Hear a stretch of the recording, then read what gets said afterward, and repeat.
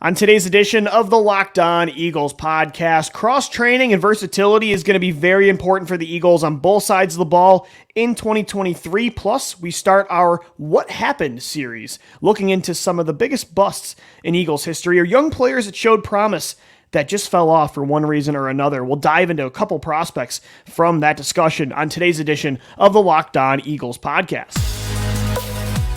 You are Locked On Eagles, your daily Philadelphia Eagles podcast. Part of the Locked On Podcast Network, your team every day.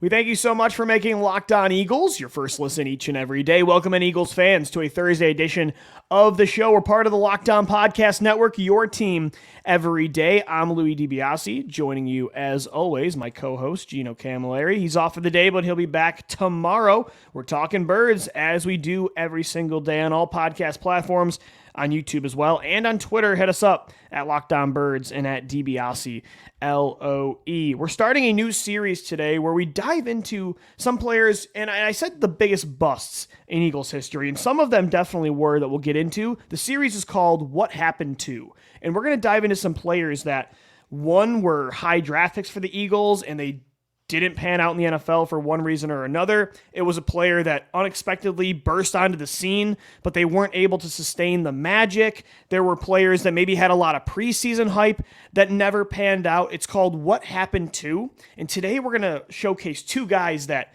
Gino and I absolutely loved when we started this podcast in 2018, 2019, and then 2020 when they got cut in the preseason. It was two young cornerbacks. What happened to Sidney Jones in Philadelphia, and what happened to my boy Rasul Douglas, who we know is doing well now, but in Philadelphia, it was definitely an up and down story for 3 years after they both were drafted in 2017 in the second and third round. Those two still the highest cornerbacks taken from the Eagles in the draft over the last decade, which is crazy, but it's absolutely the truth. So we're going to get into that series in a little bit on the show, but first I kind of wanted to highlight some importance of the 2023 season, a key element of the team's success this year that I don't think is going under the radar, but I think based on who the players are in these roles that they're going to have, it's not make or break. But I think one thing that's going to be key to the development of some young players, and it's going to obviously help you this year, but I think it's even more important for the future, is the cross-training and the versatility of some of these young players. So we can avoid putting these guys in this series of What Happened To. I think making sure a player is versatile, having a player cross-train, sometimes it can hurt a guy. Like I think Andre Dillard is a key example of somebody that just couldn't do it. And it's ridiculous that a first-round pick who didn't pan out at left tackle, you couldn't even have him be a versatile swing tackle, like a depth piece, like a Halapoulivaati Vaitai, who could play left tackle, left guard, right guard, pretty much 4/5 of the offensive line. Andre Dillard was a guy that did not benefit at all from trying to move different positions. It totally messed with his head. His technique was always messed up. The Eagles finally realized that. Jeff Stoutland said, this is the one guy I can't turn into a versatile piece, so we're just going to keep him at left tackle. And it did work out. He was a really good backup left tackle from 2021 and 2022, and now he's a starter with, another team. So, but for the most part, I actually think cross-training a player at certain spots at other positions that they normally won't play, and they're probably not expected to play for the Eagles long-term, actually does help their development, because I think when you have that versatility, it totally shows a lot about the mental side of your game, and being able to put all of that on your plate, I think is huge for your development, because then when you go back to your position, it probably feels easier. And then it makes it a lot easier for your team when you know you have a guy that can play multiple spots, because the NFL, there's so many injuries. And when you don't always have to go to a more traditional backup, when you have a potential starter that you can move to a more important spot, or if one thing or another happens and you have that option, that's really huge for a football team. So to me, I think cross-training and versatility is key for a football team, but it's key for the player as well. And I think there's a couple guys in this team this year on both sides of the ball that the Eagles are going to try and move to some different spots, right? I think a couple of them that come to mind, Number one is Cam Jurgens, who the Eagles took last year in the second round out of Nebraska to be Jason Kelce's eventual replacement at center. And now we know for the second year in a row, because we thought this was who Landon Dickerson was supposed to be when they drafted him in the second round in 2020. They've made this move 2 years in a row. Now we know Jason Kelce is coming back yet again. And I'm not the kind of guy that says, don't let Kelce back because you drafted Dickerson in the second round or Cam Jurgens and this is the plan. No, Jason Kelce's a first ballot Hall of Famer. As long as he wants to be on this football team, you let him be on this football team considering how elite he is. If he starts to fall off like Jason Peters, he's not good anymore and he gets hurt, okay, that's a different story. But Jason Kelce last year was as good as he's ever been. So Cam Jurgens now is moving to right guard, at least for this year, but it's a position he's never played. He's a little more undersized, although at his max weight that's expected this year, it's around the same size as the playing weight that Isaac Seumalo was at last year, and Seumalo had one of the best years that a guard had in 2022. But Jurgens is moving over to right guard, and so Jeff Stoutland making sure that Jurgens is ready to play a new spot is super important because the Eagles have seen, right guard is as important as center or right tackle or left tackle. No, not at all. But we've seen the benefits of having Brandon Brooks at right guard. We've seen the benefits of having Isaac Seumalo at right guard sandwiched in between Jason Kelce and Lane Johnson. You have two elite players next to you. I mean, obviously that makes life easier, especially for a young player like Jurgens.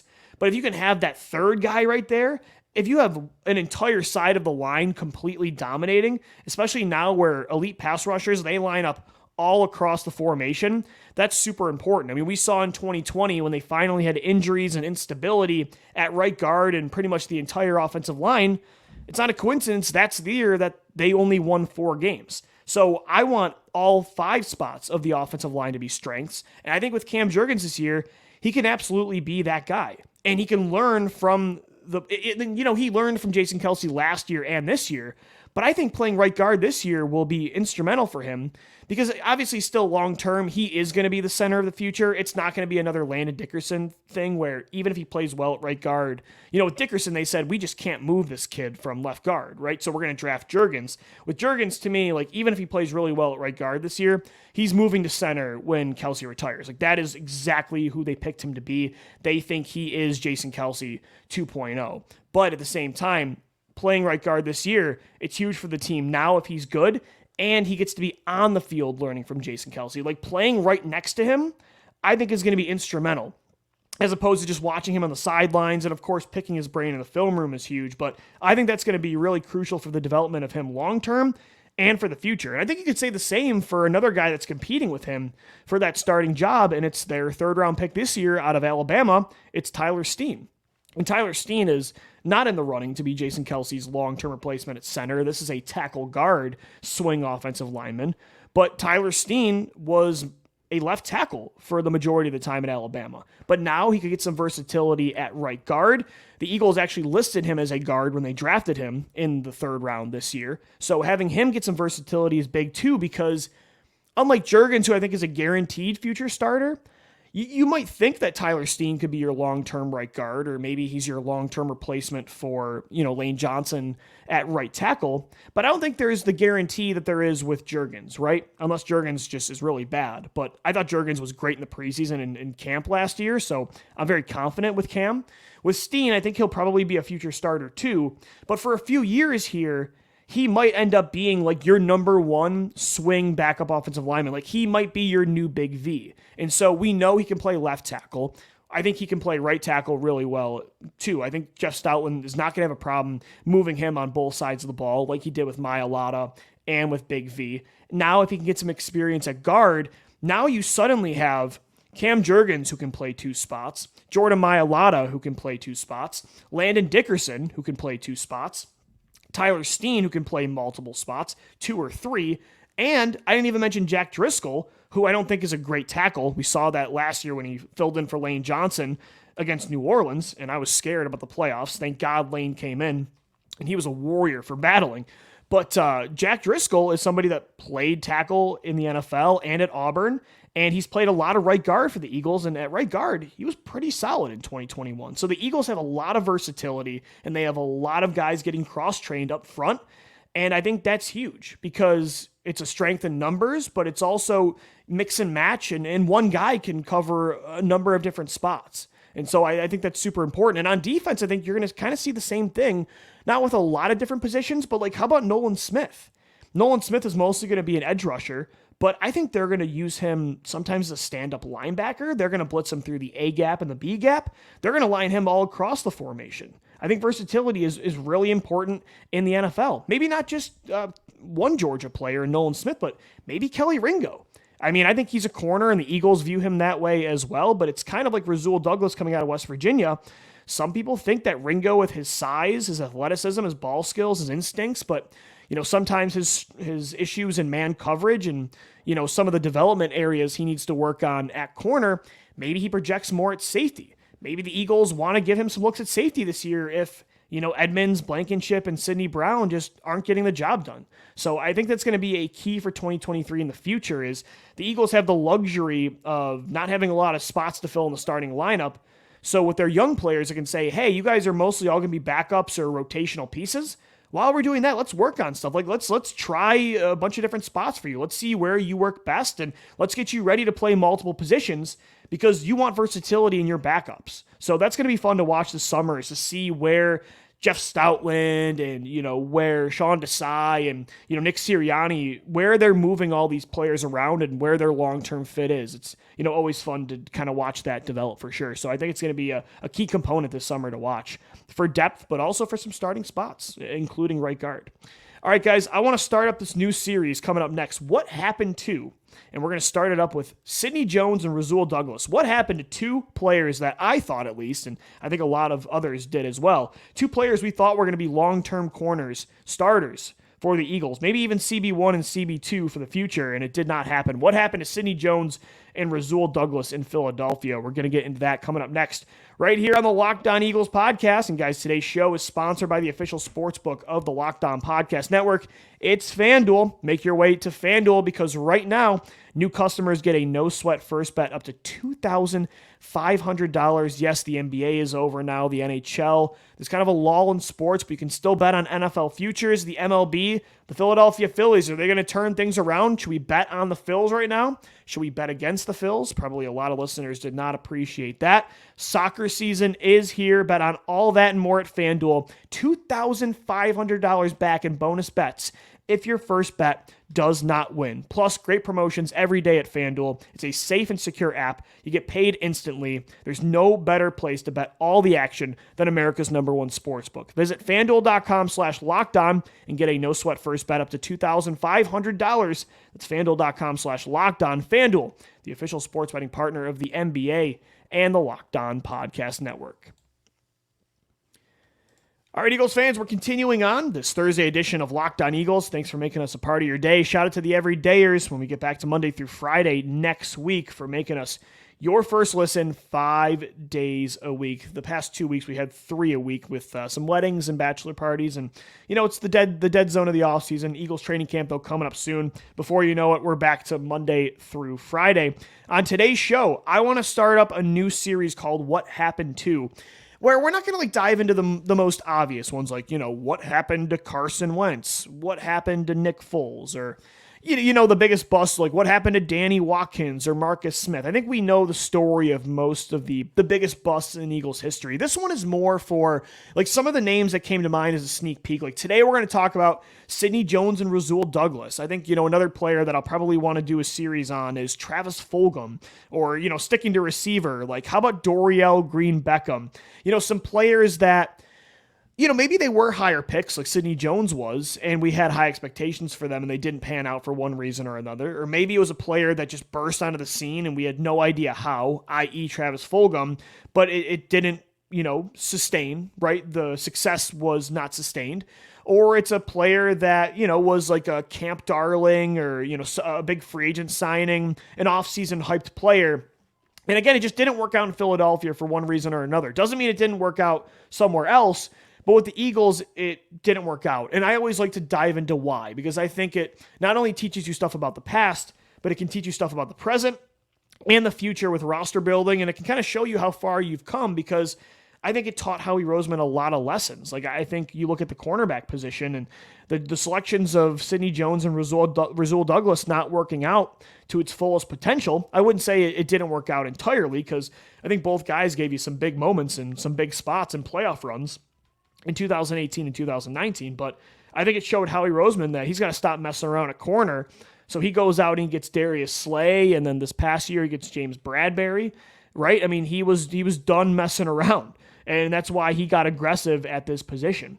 But these were two guys that me and Gino, I mean, Gino's my guy for years was Sidney Jones. And my guy, everybody knows.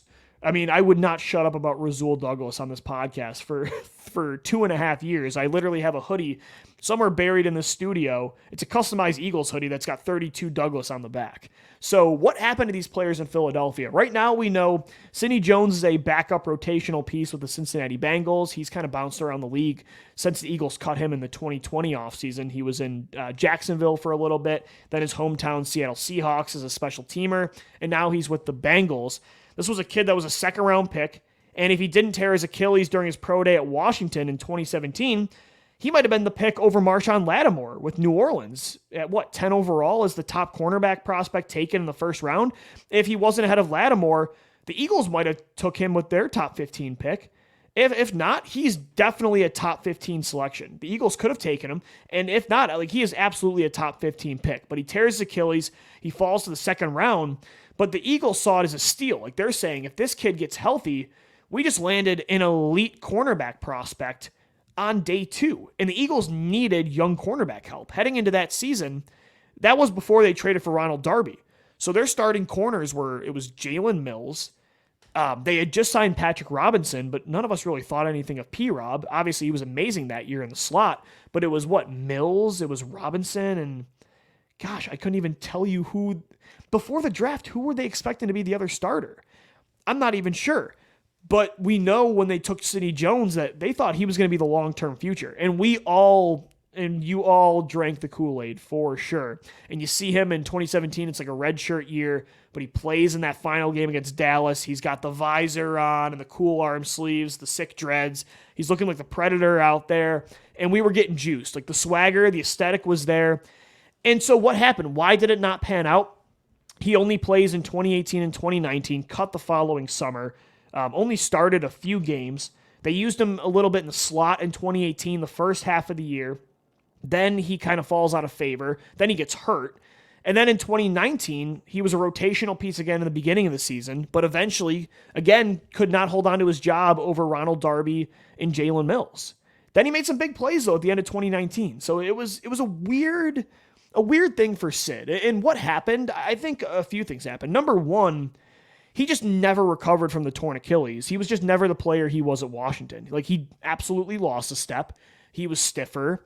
I think he lost confidence in that way as well. His body just changed. And that happens. Like, Carson Wentz, although after 2017, I thought he was still a really good player in 2018 and 2019, he was still somebody worth building around, and I think there were a lot of factors for his downfall. But let's be honest, like, we watched him, even mobility-wise. Like, Wentz could extend plays in 2018 and 2019, even in 2020, but it wasn't to the level of 2017 where he's spinning around Crevon LeBlanc and breaking his ankles. Like, sometimes these serious injuries, not as often as it used to, like Randall Cunningham in the 90s, but even in 2023, and back then it was 2017, these serious injuries, even in a high-tech, highly advanced medical society, it still affects your body. And sometimes you just don't recover back to who you used to be. And that's the main reason that Sidney Jones did not pan out with the Eagles. Why else? I also think, and that was the issue too, was not only was his body never the same, but I'm not sure, I'm not a doctor, if torn Achilles lead to more injuries in your leg, but maybe it does because you're overcompensating for one weakness, but he couldn't kick the soft tissue injuries. It was like and that's how you become injury prone. Like, that's why to go back to Wentz again real quick, just because he had a similar story with Sid, when it comes to like injuries, people used to say Wentz was injury prone. I don't know if like a freak injury tearing your ACL and then a freak injury fracturing your back and then a freak injury like getting a concussion in the playoffs, I think that shows that you're a little reckless and your play style is exposing you to injuries. But I think injury prone means you have a something in your body that now consistently you are at, because of one injury, you're at more risk to keep suffering those injuries. Like Sam Bradford was injury prone. He had a soft tissue problem. And that's what happened with Sidney Jones. Like in 2018 and 2019, when his playing time, because 2017 he was redshirted, as I mentioned, in 2018 and 2019, once the play time started to increase, like he kept coming in and out of the lineup. In the first half of 2018. Then he got hurt, against the Saints in that terrible blowout game where it was him, Rasul Douglas, and Avonte Maddox starting. He simply put, he was always in the blue tent. He couldn't stay on the football field. And when he was out there, again, his body was different. Like, he made some plays, for sure. Like, he had his moments. I remember in 2018, I actually really liked him in the slot. There was a play against the Colts where, he sheds a block off a right guard and literally like tackles the guard and the running back at the same time. He made some nice plays on the ball. I mean, we can't forget 2019. Sidney Jones, I'll always appreciate him. He made some super clutch plays in the fourth quarter of do or die games, like 3 straight weeks, right? He had that huge interception against the New York Giants to save the season. That game that Wentz comes back in the second half to keep the playoffs alive. Then he makes that huge play against Dallas. And in the fourth quarter, the Cowboys are down 1 score. Dak Prescott throws it up to Michael Gallup in the left corner of the end zone. It's just Sidney Jones versus Michael Gallup one-on-one, and Sid makes a diving pass breakup, pretty much to put the game on ice. And then to clinch the NFC East the following week in the Meadowlands against the Giants, Sidney Jones gets another interception. So he actually did start to pick it up a little bit at the end of the 2019 playoff run. And so he made some big plays for this team, but he stepped up. But it just wasn't consistent enough. And Jim Schwartz just clearly didn't trust him.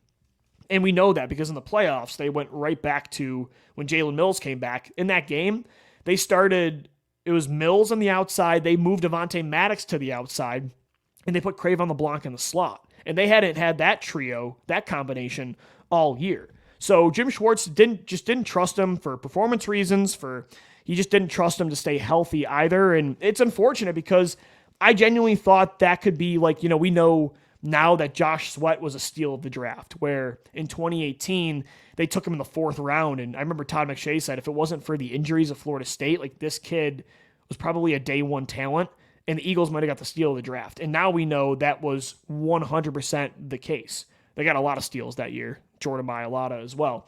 I thought that was going to be Sidney Jones. It wasn't, because unlike Josh Sweat, he didn't really produce, and he couldn't get really past that injury bug. And so now he's a role player in the NFL, and he's still a solid guy. You still see flashes. And again, I'll always love Sid. It was a fun story, and he made some big plays in a really fun playoff run. But yeah, he couldn't get it going for sure.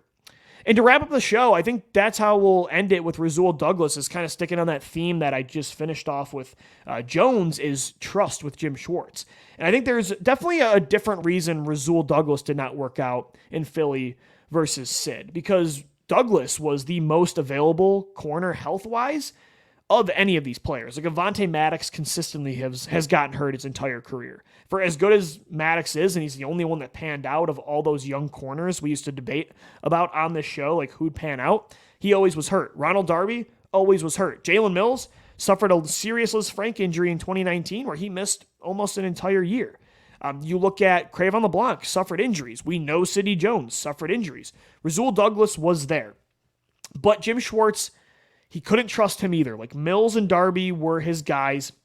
As much as I didn't agree with that, the reason he didn't like Rasul Douglas, I don't think he liked the play style.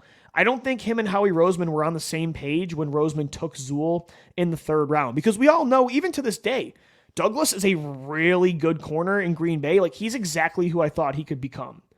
If you use him to his strengths, which is his instincts, his ball skills, his length, his aggressiveness coming downhill, making plays on the ball, but also as a tackler, very physical.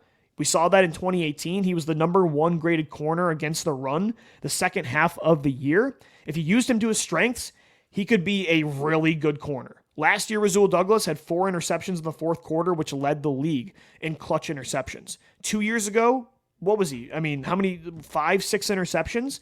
I mean, he made play after play. He's a damn good player now.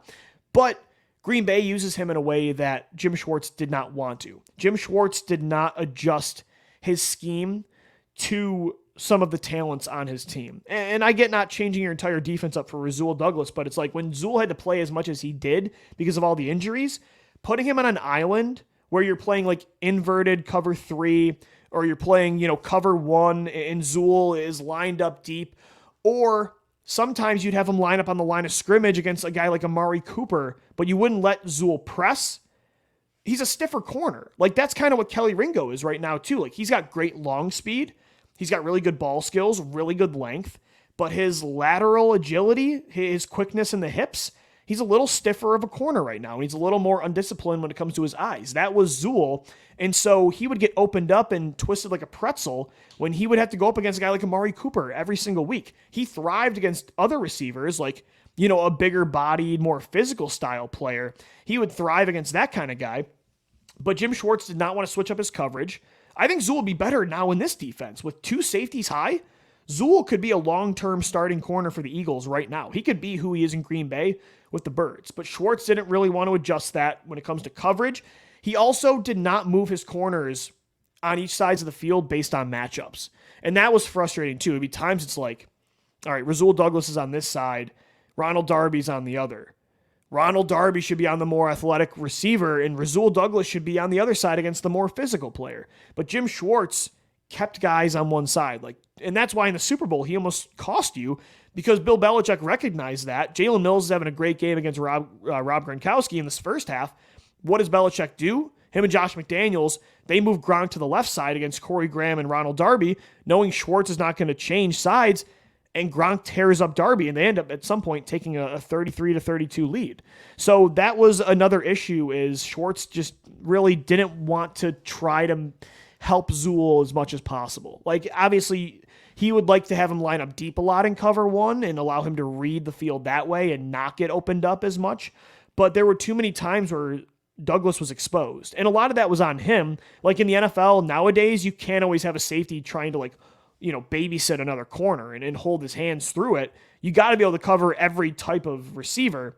But again, Rasul Douglas, we weren't asking to be CB1 anyway. When you have a CB2 or CB3 like that has those kind of strengths, though, I think you want to adjust your defense at times, especially when you didn't really have any other options. So there was a trust factor there. I just think Schwartz and Douglas did not fit when it comes to scheme. I don't think Schwartz and Howie were on the same page when it comes to that pick. But I'll tell you what, Douglas, even, he wasn't the player in Philly that he is now in Green Bay, or heck, maybe even in Carolina a few years ago. Douglas still had some good moments, like more than Sidney Jones. In 2018, the second half of the year, Rasul Douglas was a top-graded corner in PFF, not just in coverage, but also when it comes to against the run. He made some super physical tackles, led the Eagles in interceptions, again, as he normally did. Like, he was a ball hawk. He was a guy known for turnovers. He was a good player.